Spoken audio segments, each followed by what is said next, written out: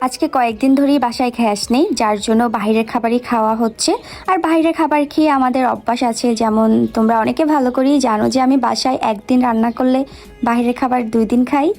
তো যাই হোক, এখন বাসায় গ্যাস নাই, গ্যাসের অজুহাত দিয়ে লাভ নাই, এমনি তো বাইরের খাবারই পছন্দ করি। হ্যালো, আসসালামু আলাইকুম গাইস, সবাই কেমন আছো? আশা করি ভালো আছো আমার ভালোবাসার মানুষগুলো। তো তোমাদের কার কার বাসার গ্যাস শেষ হয়ে গেছে? তোমরা কি গ্যাসের দোকানে গ্যাস পাচ্ছ কি না?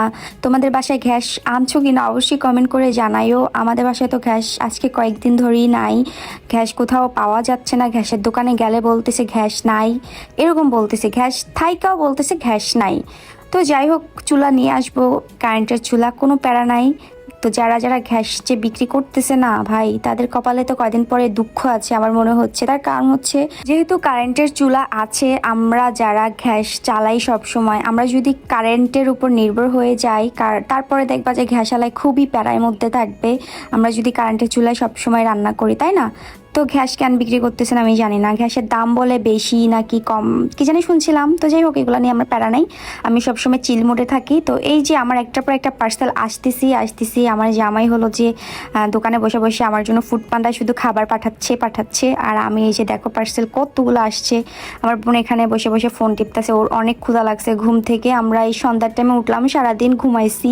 এখন যেহেতু অনেক ঠান্ডা পড়তেছে, যার জন্য আসলে একদম মুরগির মতো সারাদিন ঝিমাই। এত ঠান্ডা জানো না, সারাদিন মুরগির মতো ঝিমাই, একটু খাই আবার ঘুমাই, এরকমই চলতেছে আমার লাইফটা। তো এই যে দেখো, নাস্তা করার জন্য আমার জামাই কি কি পাঠাইছে। এখানে ক্যাশনাট সালাদ, তারপর ফ্রেঞ্চ ফ্রাই। তো ফ্রেঞ্চ ফ্রাইটা দেখে আমি হাসতে হাসতে শেষ, অল্প কয়টা আলু ছিল। তারপর এখানে স্যান্ডউইচ। তো এগুলা পাঠাইছে নাস্তা করার জন্য, যেহেতু সন্ধ্যার টাইমে বলছে যে ক্ষুধা লাগছে নাস্তা করব, কিন্তু আমার জামাই দেখো নাস্তাও পাঠাইছে, তারপর হলো গিয়ে ভাত টাইপের মানে রাইস টাইপেরও কিছু পাঠাইছে।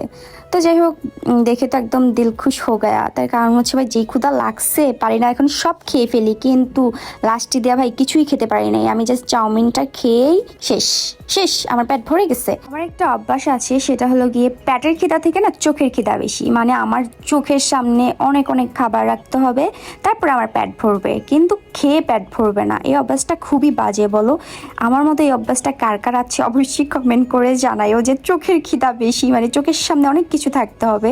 তো এই অভ্যাসটা আমার হাজব্যান্ড জানে, কিন্তু আমার হাজব্যান্ড কিছু বলে না, যে তোমার চোখের খিদা বেশি পেটের খিদা থেকে। সে কি বলবে বলো, সেই তো অভ্যাসটা বানাইছে, চোখের খিদা বেশি অভ্যাসটা কিন্তু আমার হাজব্যান্ডই বানাইছে। তো যার জন্য কিছুই বলে না, একদম যা পাঠায় একদম বেশি বেশি করে পাঠায়। তো ইদারিং আমি এত বেশি খাচ্ছি, তো আমার হাজব্যান্ড একটু খেয়াল করলো যে আমি বলে একটু গুলুমুলু হয়ে যাচ্ছি। হ্যাঁ, আমি কি সত্যি গুলুমুলু হয়ে যাচ্ছি? যদি সত্যি গুলুমুলু হয়ে থাকি, তোমরা একটু কমেন্ট করে জানাই তো, যে আপু হ্যাঁ তুমি আগের থেকে একটু মোটু হচ্ছ বা একটু গুলুগুলু হচ্ছ, প্লিজ একটু জানাইও। আমার থেকে তো লাগতেছে আমি আগের মতোই আছি, সেমই আছি, কই গুলুগুলু তো হই নাই, এই তো ঠিকই তো আছি, তাই না? ও বেশি একটু ঘুমাই, তো যার জন্য একটু গুলুমুলু লাগে হয়তো, বাট এই যে দেখো ঠিকই আছে না। আর আমার হাজবেন্ড ইদানিং আমাকে বেশি বেশি খাবার খাওয়াচ্ছে, শুধু বললেই সে বাসায় এত খাবার পাঠায় দেয় ফুড পান্ডা অর্ডার দিয়ে।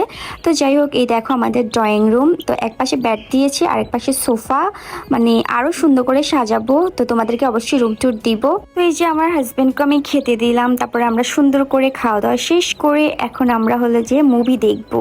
তো এইখানে বেড দেওয়ার একটাই কারণ হলো, আমরা প্রচুর মুভি দেখি, তো মুভি দেখার জন্যই সুন্দর বেড এখানে সেট করছি। তো বেডটা আরো সুন্দর করে সাজাবো কুশন টুশন দিয়ে। তো গাইস, ভিডিওটা কেমন লাগলো অবশ্যই কমেন্ট করে জানাবে, আর সবাই ভালো থাকবে। আল্লাহ হাফিজ।